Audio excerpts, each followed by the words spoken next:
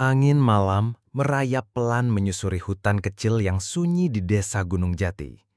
Di tengah hutan itu, berdiri sebuah jembatan kayu tua yang terbentang di atas sungai kecil yang sudah lama mengering. Meski kayunya sudah berusia lebih dari 100 tahun, tak pernah terlihat lapuk. Tak pernah pula berubah warna. Selalu coklat gelap, seolah baru saja disiram darah kering. Penduduk desa menyebutnya jembatan kandang setan. Tak ada yang berani melintas di malam hari. Bahkan siang pun, orang memilih memutar jalan. Kecuali Arwan, pemuda kota yang baru pindah ke rumah peninggalan kakeknya di ujung desa. Ia tak percaya tahayul. Cuma jembatan kayu, gumam Arwan saat berdiri di depannya. Kayunya kasar, tua, dan licin oleh lumut. Namun tak ada satupun paku berkarat di sana. Tiba-tiba, angin berdesir lebih dingin dari biasanya. Bulir-bulir embun menggantung di udara. Arwan melangkah, krak, krak, krak. Suara kayu bergemeletuk pelan di bawah pijakannya. Namun langkahnya terhenti ketika ia melihat sesuatu. Selembar kain putih, berlumur darah, tersangkut di ujung pagar jembatan. Arwan mendekat. Kain itu tampak seperti bagian dari pakaian, mungkin baju tidur. Masih segar, belum kering sepenuhnya. Saat hendak mengambilnya, terdengar suara kecil, lirih, merintih. "Jangan diambil, itu milikku." Arwan tersentak. Ia menoleh ke belakang, tak ada siapa-siapa. "Siapa itu?" teriaknya. Tapi hanya gema suaranya sendiri yang menjawab.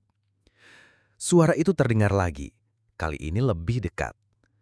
"Jangan sentuh, darah itu bagian dari perjanjian." Tiba-tiba, angin berhenti, sunyi, sepi. Udara jadi berat, dan jembatan itu bergetar pelan. Arwan merasa tubuhnya berat, dadanya sesak. Ia mundur perlahan tapi tanah di belakangnya hilang. Ia sudah berdiri di tengah jembatan. Seutas benang merah mengular dari bawah papan jembatan, menggulung kakinya. Ketika hendak lari, ia melihat sesuatu yang membuat darahnya beku. Bayangan tubuh tanpa kepala berdiri di ujung jembatan, perlahan melangkah mendekatinya. Dan tiba-tiba, semua menghilang. Arwan terbangun di ranjang rumahnya. Nafasnya tersengal. Pagi telah datang. Tapi kedua kakinya penuh lumpur. Dan di tangannya, Arwan menatapnya dengan napas tak beraturan. Jemarinya gemetar. Kain itu lembab dan dingin, seperti baru saja dicelupkan ke dalam sungai kematian. Tapi sungai itu sudah lama kering. Atau seharusnya begitu. Ia melirik ke jendela. Matahari sudah mulai merangkak naik. Tapi ada sesuatu yang aneh. Burung-burung tidak berkicau. Udara terasa beku, padahal ini musim kemarau. Di balik kaca, sosok hitam berdiri diam di pinggir pagar jembatan, tepat di tempat Arwan berdiri tadi malam. Ia memicingkan mata. Sosok itu tidak bergerak, tidak bernapas, tidak punya bayangan. Secepat mungkin ia menurunkan tirai. "Ini pasti mimpi buruk sialan," gumamnya mencoba meyakinkan diri. Namun, ketika ia melempar kain berdarah itu ke lantai, terdengar suara, lirih dan tajam. "Kau sudah mengambil bagian dari perjanjianku." Arwan menoleh ke sumber suara. Tak ada siapapun. Tapi bayangan di cermin bergerak sendiri. Bukan bayangan dirinya. Bayangan itu memegang kepala, bukan di atas bahu, tapi di kedua tangan. Seolah kepalanya telah terpisah dari tubuhnya. Dan perlahan, bayangan itu tersenyum miring, seolah mengejeknya. Arwan mundur hingga membentur dinding. "Apa yang terjadi? Apa yang kau inginkan dariku?" Tak ada jawaban. Tapi tiba-tiba, dari bawah pintu depan rumahnya, merembes cairan merah pekat. Darah. Ia membuka pintu perlahan. Tidak ada siapapun di luar, tapi di atas tanah tertulis dengan darah. Kembali ke jembatan sebelum malam ketiga, atau tubuhmu akan menjadi bagian dari kayunya. Langit mulai mendung meskipun belum waktunya hujan. Awan menggulung tebal. Arwan menatap tulisan itu lama, sebelum akhirnya ia sadar. Hari itu adalah malam pertama. Ia punya 2 malam tersisa. Dan saat ia membalikan tubuh, jantungnya nyaris copot. Bayangan tanpa kepala itu kini berdiri di dalam. Arwan membeku. Napasnya tercekat di tenggorokan. Tubuhnya seolah membatu, tak mampu lari, tak mampu teriak. Sosok itu tidak bergerak, tapi dari arah leher yang bolong terdengar suara napas berat seperti desir angin dari dasar liang kubur. "Siapa kau?" bisik Arwan. Suaranya nyaris tak terdengar. Tiba-tiba, bayangan itu mulai perlahan memudar, lalu lenyap seperti asap. Tapi suara lirihnya tertinggal di udara. "Aku adalah janji yang tak ditepati. Aku adalah nama yang dilupakan." Lantai tempat bayangan tadi berdiri retak, dan dari retakan itu keluar cairan merah pekat, merembes seperti darah segar. Arwan terduduk lemas. Ia memegang kepalanya, mencoba berpikir jernih. Tapi semua ini tak masuk akal. Ia hanya melintasi jembatan tua, mengambil selembar kain, itu saja. Namun, di luar logika, malam pertama telah datang. Dengan gemetar, ia membuka buku tua peninggalan kakeknya di loteng. Buku itu tertulis dengan tangan, penuh coretan. Di salah satu halaman, ia menemukan nama jembatan itu disebut dengan jelas. Jembatan Kayu Sumpah Darah. Dibangun atas tumbal 7 nyawa, dan disumpahi tak boleh dilintasi saat malam purnama. Ia mengadah ke atas. Malam ini adalah malam purnama. Tak ada pilihan lain. Ia harus kembali ke jembatan sebelum semuanya terlambat. Tapi bukan untuk menyelesaikan sesuatu, melainkan untuk mencari tahu siapa yang dulu mengikat perjanjian berdarah itu. Saat ia melangkah menuju jembatan di tengah malam, angin seakan menarik napas panjang. Hutan di sekitar sepi, tak ada jangkrik, tak ada hembusan dedaunan. Arwan menyalakan senter, tapi cahaya itu hanya menyorot sebagian jembatan. Di ujung lainnya, gelap pekat seperti mulut jurang. Langkah demi langkah ia susuri kembali papan-papan kayu itu. Tapi kali ini, ia mendengar sesuatu dari bawah. Terdengar suara seseorang menangis. Lirih, merintih, seperti anak kecil. Dan dengan rasa takut bercampur penasaran, ia menunduk, mengintip di sela papan. Dan di bawah jembatan, dalam gelap yang nyaris tak bisa ditembus, ia melihatnya. Sesosok anak kecil duduk sendiri, memeluk lutut dengan kepala tergantung di sebelahnya. Anak itu perlahan menoleh ke atas, menatap langsung ke mata Arwan, dan tersenyum dengan mulut robek. Arwan terjatuh ke belakang, tubuhnya membentur pagar jembatan kayu yang nyaris lapuk. Senter di tangannya terlempar, padam seketika. Gelap mengurung. Tapi tawa kecil itu, tawa mengerikan. Dari bawah jembatan masih terdengar jelas. "Kau yang berikutnya." Suara anak itu menyeruak dari bawah, berbisik tepat di telinga Arwan meski tak ada siapapun di sana. Arwan merangkak bangkit dan lari. Nafasnya berat, kakinya bergetar. Ia tak peduli lagi pada ranting tajam atau akar-akar yang mencuat dari tanah. Ia hanya ingin jauh dari jembatan itu. Namun ketika sampai di rumah, ia dikejutkan oleh seorang lelaki tua berdiri di beranda. Sorot matanya kosong, tubuhnya kurus, tapi ia mengenakan topi yang familiar. Topi milik almarhum kakeknya. "Arwan," suara lelaki itu parau. Kau telah membuka perjanjian yang seharusnya tetap terkubur. Arwan mendekat, hati-hati. Siapa Anda? Aku pernah bersumpah untuk diam.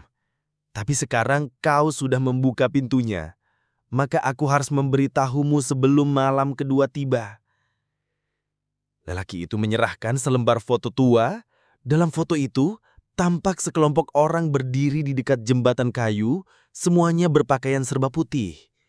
Di bagian bawah foto tertulis tangan. Peresmian Jembatan Kayu, Gunung Jati 1956. Tapi yang membuat Arwan tertegun adalah wajah-wajah dalam foto itu.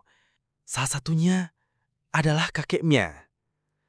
Dan di bawah kaki para pria itu, ada jejak darah samar yang tampak di lantai kayu jembatan.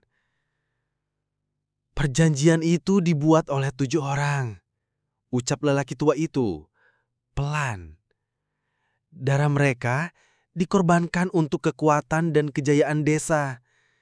Tapi satu nama telah mengingkari janji. Itulah sebabnya arwah-arwah itu tak pernah tenang. Arwan menatap lekat foto itu. Ada 7 orang, tapi satu wajah kabur. Seolah terhapus dari ingatan atau dari sejarah itu sendiri. Aku tak ingat siapa dia, bisik lelaki itu, suaranya bergetar. Namanya telah terhapus dari batu nisan, dari buku catatan desa, bahkan dari hati orang-orang yang pernah mengenalnya. Lalu bagaimana aku bisa tahu siapa dia? Tanya Arwan. Lelaki itu menatap tajam. Kau harus datang ke kuburan lama di balik bukit, tempat 7 batu nisan berdiri berdampingan. Hanya satu yang kosong, hanya satu yang tak bernama. Arwan mengepalkan tangan. Jika semua ini ada hubungannya dengan keluarganya, dengan masa lalu kakeknya, maka ia tak bisa lari. Ia harus mengakhiri semuanya sebelum malam kedua. Sebelum perjanjian darah kembali menagih tumbalnya. Malam itu juga, Arwan berjalan menuju bukit di belakang hutan. Udara terasa lebih dingin dari biasanya, dan ketika ia tiba di pemakaman tua itu, ia menemukannya. 7 batu nisan berdiri dalam barisan. 6 di antaranya bertuliskan nama, tapi satu nisan di tengah tidak ada nama. Hanya retakan dan bercak darah kering di atasnya. Saat Arwan mendekat untuk menyentuh batu nisan kosong itu, tanah di bawahnya bergetar dan dari balik tanah yang retak muncul tangan kurus pucat mencengkram kakinya. Terdengar bisikan yang sangat pelan, hampir seperti desir angin. Namaku. Suara itu bergetar di telinga Arwan. Meski mulut mayat yang mencengkeram kakinya tak bergerak sedikit pun. Mata jenazah itu terbuka, memandangi Arwan dengan tatapan kosong tapi penuh amarah yang membatu. Arwan menjerit dan berusaha melepaskan diri, menendang tangan pucat itu sekuat tenaga.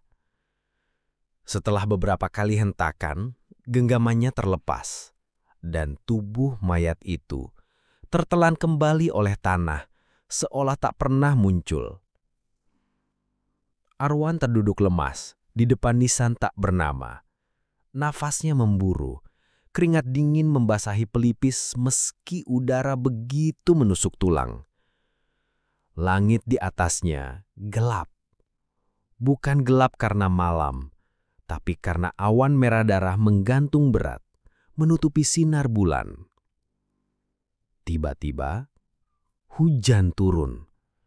Tapi bukan air, melainkan darah. Setetes, 2 tetes, hingga berubah menjadi gerimis deras. Tanah berubah menjadi lumpur merah, daun-daun menghitam, dan batu-batu nisan seolah menangis. Arwan memandang ke langit dengan ngeri. Darah mengalir di wajahnya. Di kejauhan, terdengar suara-suara, bukan suara manusia, melainkan ratapan dan lolongan arwah yang dilepaskan dari perjanjian yang teringkari. Ia berlari meninggalkan pemakaman itu. Di tengah jalan menurun, ia hampir terpeleset oleh tanah yang berubah menjadi licin seperti daging busuk. Petir menyambar, menyilaukan, memperlihatkan bayangan-bayangan menggeliat di balik pohon. Ketika ia tiba di rumah, seluruh kaca jendela telah tergores-gores, membentuk pola. Angka 2. Malam kedua. Di meja ruang tamu, sebuah surat tua terbuka sendiri. Surat itu dari kakeknya, tertulis dengan tangan yang goyah. Jika kau membaca ini, berarti kau telah melihat jembatan itu. Aku tak bisa menyelamatkan diriku, tapi mungkin kau masih bisa menghentikan warisan darah ini. Carilah Rohani. Dia satu-satunya yang masih ingat nama yang dihapus. Arwan menatap nama itu. Rohani? Siapa dia? Pagi harinya Arwan bertanya ke warga tua desa. Beberapa hanya menggeleng ketakutan. Tapi satu nenek renta di dekat sungai berkata pelan. Rohani tinggal di ujung hutan barat, dekat pohon beringin keramat. Tapi kau harus hati-hati, dia sudah lama tak bicara pada siapapun. Dan katanya, ia telah lupa caranya menjadi manusia. Meski takut, Arwan tahu malam ketiga tak akan memberinya waktu. Sore itu, ia pergi menelusuri jalur setapak menuju hutan barat. Melewati ilalang tinggi dan suara bisik-bisik tak dikenal. Dan akhirnya, ia tiba di depan pondok reot yang dikelilingi kain kafan menggantung di pohon. Pintu pondok terbuka perlahan. Seorang wanita tua duduk di dalam, memunggungi Arwan. Tubuhnya kurus, rambutnya panjang menyentuh lantai. Rohani? Panggil Arwan pelan. Wanita itu tak menjawab, tapi tubuhnya bergetar pelan. Suara tangis lirih terdengar. Lalu, aku yang menyaksikan perjanjian itu. Aku yang diminta diam. Perlahan, Rohani menoleh. Tapi yang dilihat Arwan bukan wajah manusia. Separuh wajahnya telah membusuk, matanya tinggal lobang kosong. Kau datang untuk membayar warisan darah itu, Arwan. Tapi belum waktunya bicara. Belum, sebelum malam ketiga. Tiba-tiba, pintu pondok tertutup sendiri dengan keras. Dan dari bawah lantai, darah. Arwan mundur dengan napas memburu.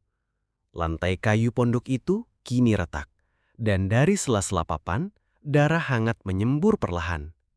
Di sudut ruangan, Rohani, perempuan tua separuh wajah busuk itu, terseduh. Tubuhnya berguncang seperti dirasuki. Waktu kita tak banyak, lirihnya. Kau hanya punya 1 malam tersisa. Setelah itu, kau akan menjadi bagian dari kayu jembatan. Arwan menelan ludah. Katakan padaku, siapa yang mengingkari perjanjian itu? Siapa nama yang terhapus? Rohani menatapnya dengan mata kosong. Suaranya berubah berat, seperti 2 suara bercampur, 1 perempuan dan 1 laki-laki. Namanya adalah nyawa yang dibeli, bukan pemberi darah, tapi pengkhianat yang menukar hidup orang lain demi keselamatan diri sendiri. Petir menggelegar dari luar. Angin malam menjerit-jerit, seperti ada ribuan arwah berusaha masuk ke dalam pondok reot itu.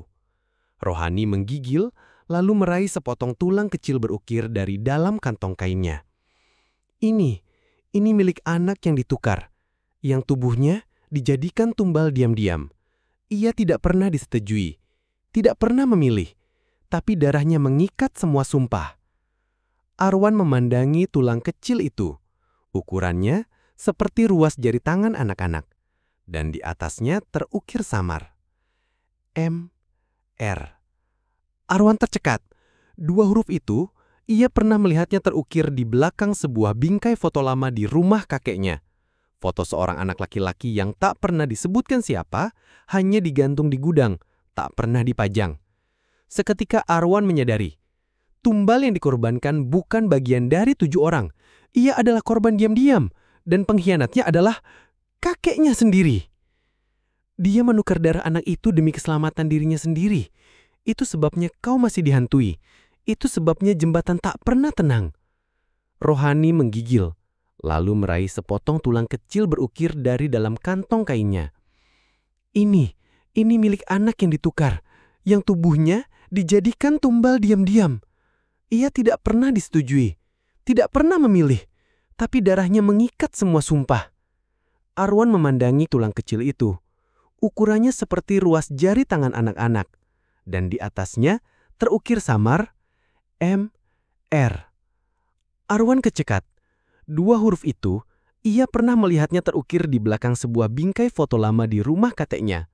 Foto seorang anak laki-laki yang tak pernah disebutkan siapa, hanya digantung di gudang, tak pernah dipajang. Seketika Arwan menyadari, tumbal yang dikorbankan bukan bagian dari 7 orang. Ia adalah korban diam-diam, dan pengkhianatnya adalah kakeknya sendiri. Dia menukar darah anak itu demi keselamatan dirinya sendiri.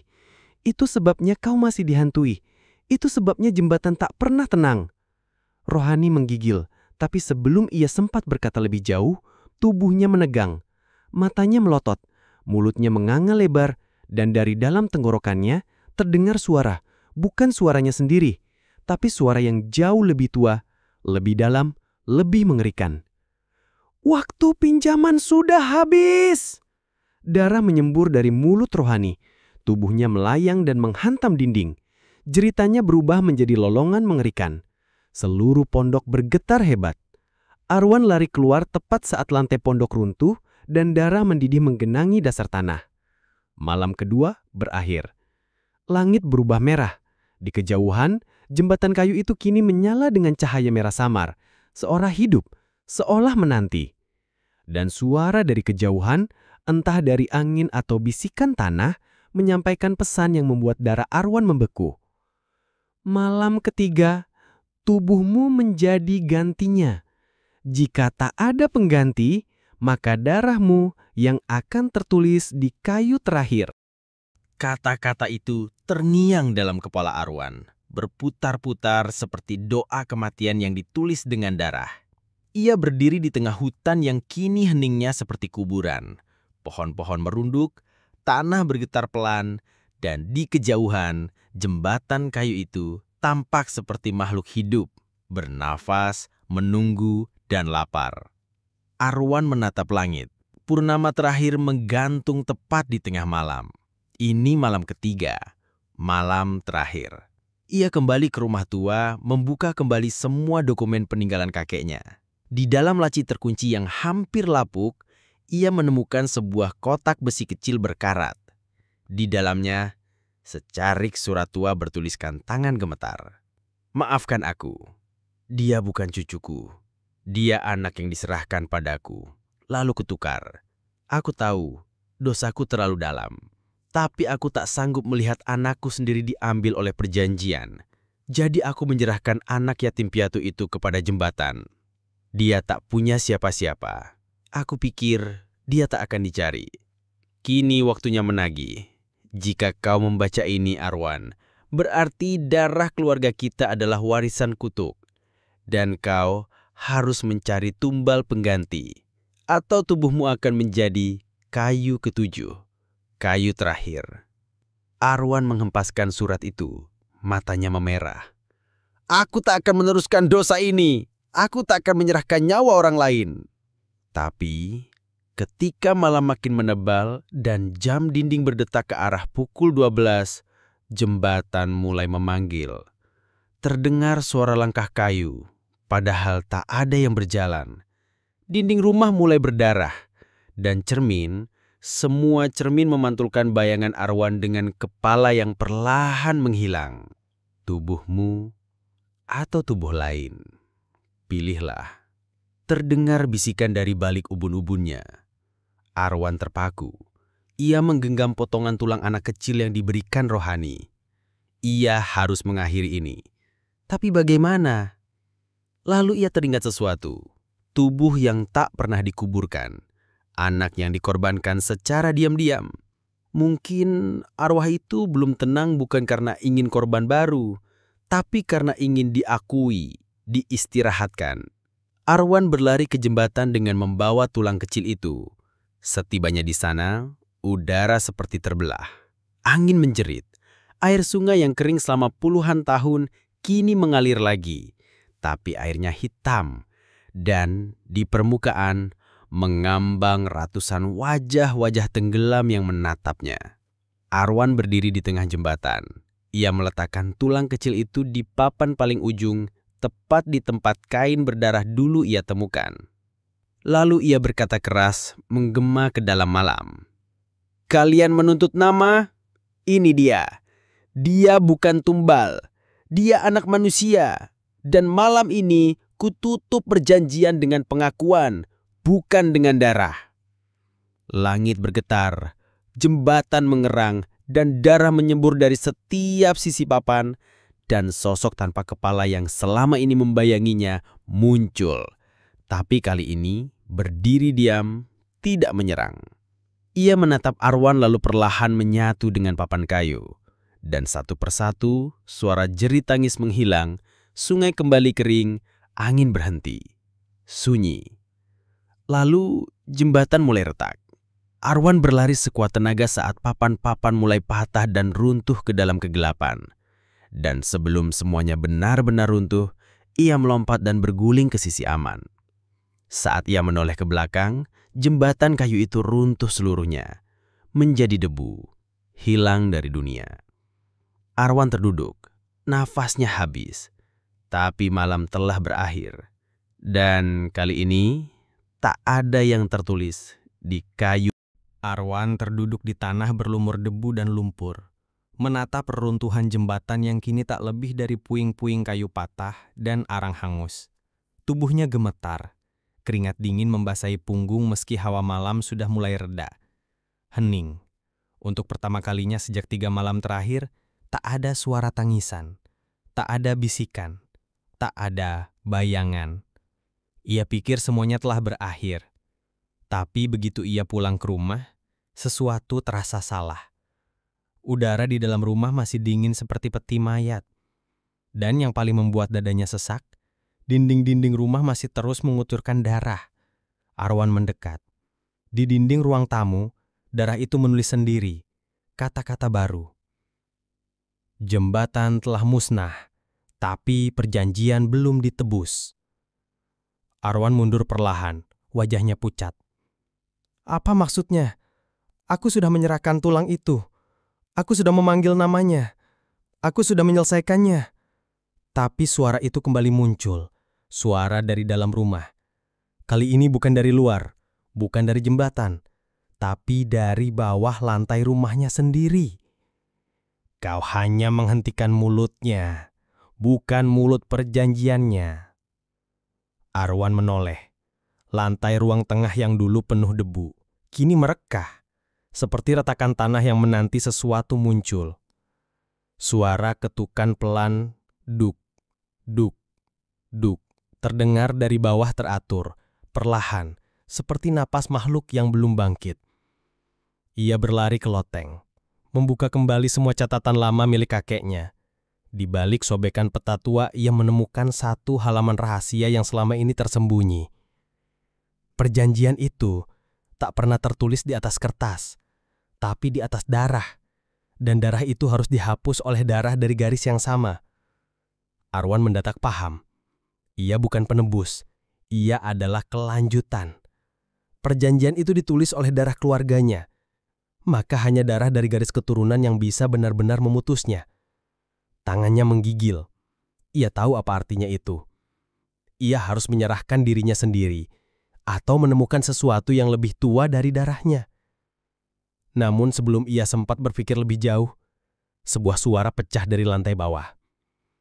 Cermin besar di ruang tamu meledak, dan dari pecahannya muncul sosok samar-samar. Wajahnya mirip Arwan, tapi matanya hitam. Tubuhnya seperti bayangan kabut. Ia berkata, "Aku adalah bayang dari perjanjian yang tidak ditepati. Kau telah membangunkanku." Itu bukan arwah, bukan pula setan. Itu adalah cermin dari darah masa lalu. Sosok yang mewarisi semua kebusukan yang ditutup rapat oleh generasi sebelumnya. Sosok itu berkata lirih, "Kau bisa menghancurkan jembatan, tapi kau tak bisa menghancurkan jejak yang melekat pada dirimu sendiri. Kau adalah kayu terakhir." Lalu sosok itu tersenyum bengkok dan merobek kulit dadanya sendiri, memperlihatkan papan kayu tua yang tertanam di dalamnya. Dan di papan itu terukir nama Arwan. Arwan mundur satu langkah, tubuhnya gemetar hebat. Sosok kabut yang menyerupai dirinya berdiri kaku, dada terbuka, memperlihatkan potongan kayu tua. Bukan hanya tertanam, tapi menyatu dengan tulang dan daging. Darah menetes dari sela-sela papan itu, mengalir deras hingga membentuk lingkaran merah di lantai. Lingkaran itu bergerak, berdenyut, seperti jantung dari neraka. "Kau adalah kayu ketujuh." Suara sosok itu bergema, namun tak keluar dari mulutnya, seolah berbicara langsung ke dalam batin Arwan. "Perjanjian terakhir ditulis bukan dengan tinta, tapi dengan daging keturunan." Arwan mencoba mengingkari. "Tidak, aku bukan bagian dari ini. Aku tak pernah membuat perjanjian." Tapi cermin-cermin di dinding meledak satu persatu, memperlihatkan bayangan masa lalu. Wajah kakeknya yang menatap seorang anak kecil sambil menggenggam pisau. Seorang bocah laki-laki yang menangis di bawah jembatan. Darah yang ditumpahkan tanpa izin. Dan seorang bayi yang diangkat ke langit malam. Dikelilingi oleh 7 orang berpakaian putih. Bayi itu adalah dirinya. Arwan jatuh berlutut. Dunianya runtuh. Dia bukan hanya keturunan dari pelaku. Dia adalah bagian dari perjanjian itu sendiri. Bukan pewaris, tapi tumbal yang ditunda, yang disimpan untuk malam terakhir. Sosok kabut itu melangkah mendekat. Setiap tapaknya membuat lantai menghitam. "Kau bisa memilih, Arwan. Serahkan dirimu, atau tumpahkan darah pengganti dari garis yang sama." "Tak ada yang tersisa," teriak Arwan. "Ayahku mati muda, ibuku hilang waktu aku bayi, aku sendiri." Sosok itu berhenti, lalu berkata lirih, "Tidak, ibunya belum mati. Dia hanya dikubur hidup-hidup di tempat perjanjian pertama ditulis, di bawah fondasi jembatan." Jantung Arwan serasa diremas. Semua perasaan takut, marah, dan ragu berputar di kepalanya. Dia berlari keluar rumah. Walau jembatan itu telah runtuh, dia tahu dasarnya masih ada. Dan mungkin jasad ibunya masih terkubur di sana. Sampai di bekas jembatan, tanah sudah pecah dan menganga. Arwan menggali dengan tangan kosong, menembus lumpur dan akar, hingga tangannya berdarah.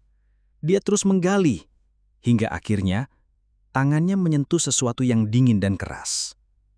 Kepala tengkorak. Tapi anehnya, tengkorak itu masih meneteskan air mata. Dari balik gundukan tanah, terdengar suara lirih.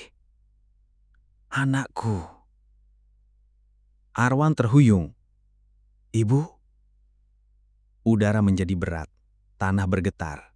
Sosok kabut muncul di balik pepohonan. Kini semakin besar dan tebal. Suaranya menggema seperti lonceng kematian. "Pilih, tumbalkan darahnya, atau izinkan tubuhmu ditelan oleh kayu terakhir." Arwan menggenggam tulang-tulang ibunya. Hatinya hancur. Tapi sebelum ia menjawab, seberkas cahaya muncul dari dalam tengkorak. Cahaya itu membentuk bayangan perempuan, sosok ibunya, utuh dan lembut. "Kita tak akan lanjutkan perjanjian keji itu, Nak. Aku akan jadi penutupnya. Biar darahku yang mengakhiri semuanya." Tiba-tiba tanah retak menganga. Cahaya menyerap sosok kabut, dan jeritan 1000 arwah menggema dari balik bumi. Arwan menjerit, memeluk tulang-tulang ibunya erat, sebelum semuanya meledak menjadi debu merah, membungkus langit malam.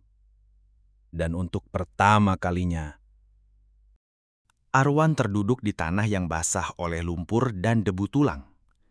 Malam terasa tak lagi menggigit, hanya menyisakan keheningan pekat yang berat, seperti akhir dari pertunjukan panjang penuh darah dan pengkhianatan. Ia memandangi gundukan tanah yang baru, tempat di mana tulang ibunya menghilang bersama cahaya. Tak ada batu nisan, tak ada nama, tapi untuk pertama kalinya, tak ada suara dari bawah. Tak ada jeritan, tak ada bisikan. Langit perlahan memudar dari merah pekat menjadi kelabu.